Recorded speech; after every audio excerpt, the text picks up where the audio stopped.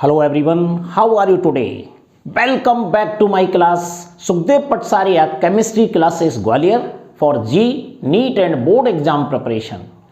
Today we are going to discuss on lecture number 18 of electrochemistry from class 12th unit 3 NCERT book part 1.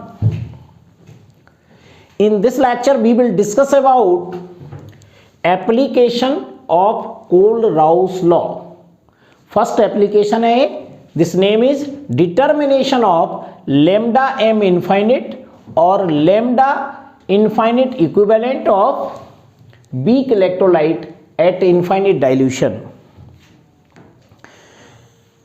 This lecture is very important for those students who are preparing for G or NEET with 12th class. So let's start without delay. What kindly request to you, please like, share and subscribe my channel.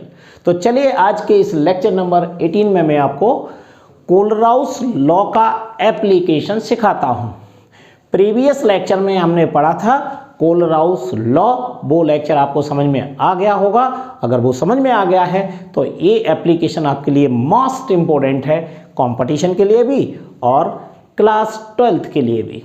तो इस application में ज़्यादा कुछ नहीं है, ये mathematical approach है और इसमें determination of lambda m infinite यानी molar conductivity of infinite dilution. ये भी है, या तो आप molar conductivity at infinite dilution या equivalent conductivity at infinite dilution, दोनों को निकाल सकते हैं. कैसे निकालेंगे और क्यों निकालेंगे जरा ये समझ लीजिए. पहले तो सबसे पहली बात तो ये है कि वीक इलेक्ट्रोलाइट की मोलर कंडक्टिविटी या इक्विवेलेंट कंडक्टिविटी हम किसी एक्सपेरिमेंट से या ग्राफ के प्लॉटेशन से डिटरमाइन नहीं कर सकते. तो हमें कोलराउस लॉ की जरूरत पड़ी. कोलराउस लॉ के द्वारा हम वीक इलेक्ट्रोलाइट का भी मोलर कंडक्टिविटी या इक्विवेलेंट कंडक्टिविटी हम आसानी से निकाल सकते हैं. किसकी हेल्प से? स्ट्रॉन्ग इलेक्ट्रोलाइट की हेल्प से. स्ट्रॉन्ग इलेक्ट्रोलाइट की हेल्प से वीक इलेक्ट्रोलाइट की मोलर कंडक्टिविटी या इक्विवेलेंट कंडक्टिविटी कैसे निकालते हैं, आज हम इस एप्लीकेशन में आपको सिखाने वाले हैं. तो देखिए, अगर मैं कोई वीक इलेक्ट्रोलाइट लेता हूं तो उसका डिसोसिएशन कैसे होता, पहले ये देखिएगा. मान लीजिए आपके पास है एक वीक इलेक्ट्रोलाइट जिसे मैं लिख रहा हूं लैम्डा इनफाइनिट को ऐसे बना देते हैं, lambda infinite m molar conductivity है. किसकी निकालना है हमें? वीक इलेक्ट्रोलाइट है और वीक इलेक्ट्रोलाइट है मेरे पास CH3COOH. ये है वीक इलेक्ट्रोलाइट एसिटिक एसिड और इसकी मुझे molar conductivity at infinite dilution पर हमें निकालना है. तो पहले क्या होगा? एसिटिक एसिड का डिसोसिएशन होगा, यानी इसे पहले हम आयंस में कन्वर्ट करेंगे. तो आयनिक कंडक्टिविटी क्या होगी इसकी? जैसा मैंने कल डेफिनेशन में आपको सिखाया था, इजिकल टू होता है लैम्डा इनफाइनिट. अब इसमें पहला आयन क्या है? CH3 single bond COO negative, एक आयन तो ये बन गया एनाइन प्लस लैम्डा एम नहीं लिखेंगे यहां पर क्योंकि आयनिक कंडक्टिविटी है, तो इनफाइनिट वर्ड का यूज करेंगे. ओके, और यहां लिखेंगे H positive. Sum of ionic conductivity is equal to molar conductivity of weak electrolyte. तो ये वीक इलेक्ट्रोलाइट की हम कंडक्टिविटी निकालना है. किसकी हेल्प से? स्ट्रॉन्ग इलेक्ट्रोलाइट की. तो ये पहले से ही डिटरमाइन रहता है कि कौन कौन से इलेक्ट्रोलाइट हम लें जिससे कि वीक इलेक्ट्रोलाइट की मोलर कंडक्टिविटी या इक्विवेलेंट कंडक्टिविटी हम आसानी से निकाल सके. तो यहां पर मैंने क्या किया, ये तो डेफिनेशन में ही आपने सीख चुके हैं, sum of ionic conductivity is equal to molar conductivity. तो हमने ये इसका डिसोसिएशन कर दिया।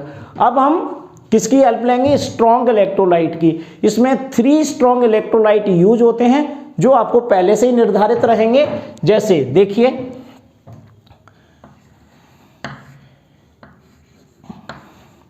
Strong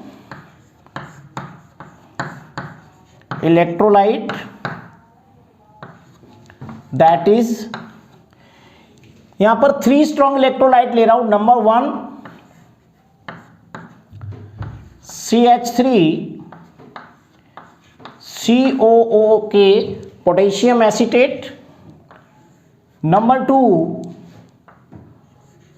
hydrochloric acid, and number 3 potassium chloride.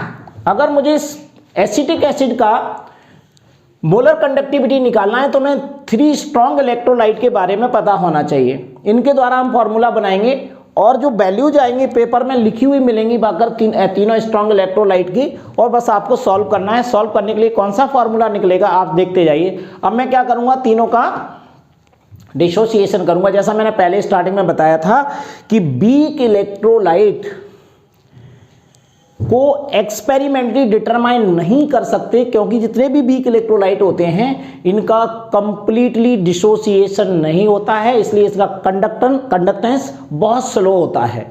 इसी वजह हमें स्ट्रॉन्ग इलेक्ट्रोलाइट की इसमें जरूरत पड़ेगी, उसके द्वारा हम वीक इलेक्ट्रोलाइट का कोलराउस लॉ से इसका डिटर्मिनेशन कर पाएंगे। तो सभी का मैं क्या करूं, डिसोसिएशन करेंगे।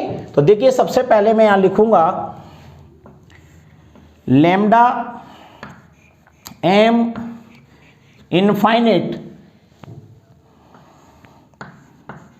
CH3 COOK potassium acetate is equal to, अब इसमें हम आयनिक कंडीशन में लिखेंगे, इसमें इस प्रकार का लैम्डा बनाएंगे और यहां पर लिखेंगे इनफाइनाइट, और ये सबसे पहले आ रहा है CH3 COO negative plus lambda infinite K positive.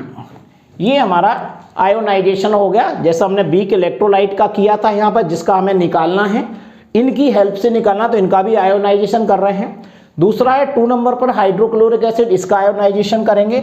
इसकी मोलर कंडक्टिविटी कैसे लिखेंगे, लैम्डा इनफाइनाइट स्मॉल m क्या है हमारा, hydrochloric acid HCl is equal to lambda infinite H positive plus lambda infinite Cl negative. इसका भी हो गया आयोनाइजेशन, यानी ये आयनिक कंडक्टिविटी में कन्वर्ट कर दिया। और उसके बाद KCl का करते हैं। तो तीसरी स्टेप भी अब आपको समझ में आ गई होगी। अब मैं यहाँ लिखूंगा लैम्डा m इनफाइनाइट क्या लेना है, KCl लेना है, पोटेशियम क्लोराइड। ये स्ट्रॉन्ग इलेक्ट्रोलाइट है, इसका आयोनाइजेशन होगा lambda infinite K positive plus lambda infinite Cl negative. सभी का मैंने डिसोसिएशन कर दिया। बस अंतर इतना है कि स्ट्रॉन्ग इलेक्ट्रोलाइट है तो वो कंप्लीटली डिसोसिएट होता है, और अगर कोई वीक इलेक्ट्रोलाइट है तो वो कंप्लीटली डिसोसिएट नहीं होता है, यानी उसका डिसोसिएशन बहुत कम होता है। भले ही हम उसे इनफाइनाइट डाइल्यूशन पर ले जाएं तो कंडक्टेंस बहुत स्लो होगा। तो हम अब इन 3 की हेल्प से आसानी से हम CH3COOH की मोलर कंडक्टिविटी या इक्विवेलेंट कंडक्टिविटी, एक को निकाल के बता रहा हूँ, दूसरी सेम होती है, आप निकाल सकते हैं। अब क्या करेंगे, हम सभी को आयोनिक फॉर्म में लिखा मैंने। तो देखिए क्या फॉर्मूला, इनको कैसे लिखा जाएगा, तो मुझे इसका निकालना है। तो इसको हम इस फॉर्म में लिखेंगे। कैसे, अब देखिए ये हो जाएगा लैम्डा इनफाइनाइट, ये वाला लिख रहा हूं, CH3 COO negative plus lambda infinite H positive is equal to, इसका हमें निकालना है, ये आयनिक कंडक्टिविटीज है। और उसके बाद दूसरे नंबर पे क्या है, CH3COO तो यहाँ पर लिखूंगा मैं lambda infinite CH3COO negative plus lambda infinite K positive. ये एक हो गया यहाँ तक, प्लस अब इसमें ऐड करूँगा मैं दूसरा हाइड्रोक्लोरिक एसिड, तो यहाँ पर लिखूँगा lambda infinite H positive plus lambda infinite Cl negative, ये एक ब्रैकेट में आ गया, माइनस, अब इसमें पोटेशियम क्लोराइड को माइनस करके लिखा जाएगा, तो ये होगा lambda infinite K positive plus lambda infinite Cl negative, ये एक ब्रैकेट में हो गया। ये देखिए सभी को मैंने आयनिक फॉर्म में लिख दिया ये पर इस तरीके से। अब आप देखिए इसमें ये नेगेटिव है तो ये आयन भी नेगेटिव होगा, तो ये नेगेटिव आयन है, और देखिए ये पॉजिटिव आयन है, ये ब्रेक कट जाएंगे। ऐसे ही यहाँ पर एक K पॉजिटिव नेगेटिव है, यहाँ K पॉजिटिव पॉजिटिव है, और ये यहाँ पर कट जाएंगे। अब हमारे पास देखेंगे तो क्या बचेगा, CH3COO नेगेटिव, देखो ये है और ये H पॉजिटिव है और ये है, ये बच जाता है हमारे पास। इस तरीके से इस फार्मूले से हमारे पास इस आयनिक कंडक्टिविटीज को हम निकाल सकते हैं। तो इसको कैसे लिख सकते हैं, सिंपल वे फॉर्म में और करके लिख देते हैं इसे।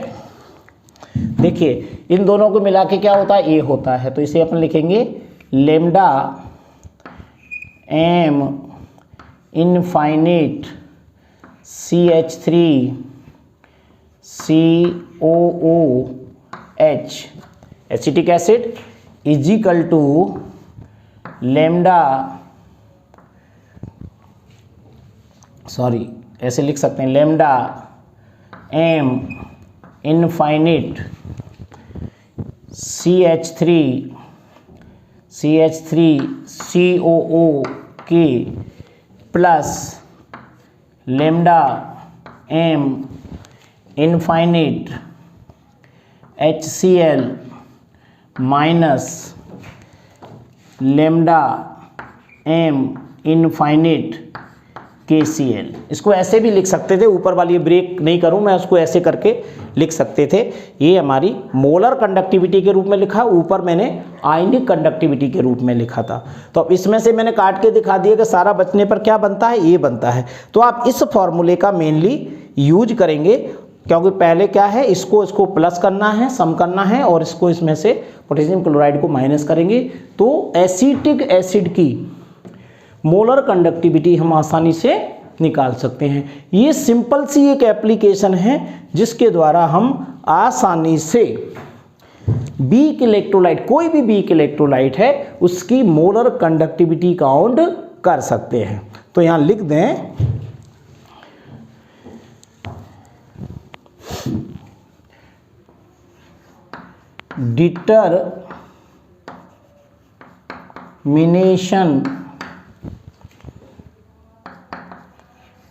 determination of molar conductivity at infinite dilution of acetic acid